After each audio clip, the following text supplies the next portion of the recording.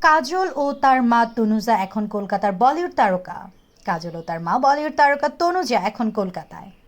গত 29শে মার্চ কাজল মুম্বাই থেকে কলকাতা হয়ে ছবির শুটিংয়ের জন্য চলে গিয়েছিলেন রবীন্দ্র স্মৃতি বিজড়িত বোলপুর শান্তিনিকেতনে।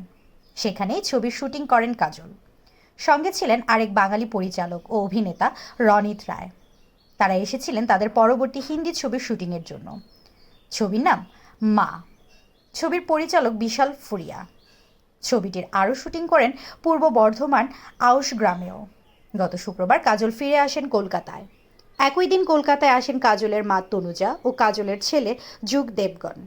তারা সবাই মিলে গতকাল শনিবার দক্ষিণেশ্বর কালী মন্দিরে যান। তনুজা কালী মন্দিরে আসেন হুইল চেয়ারে করে।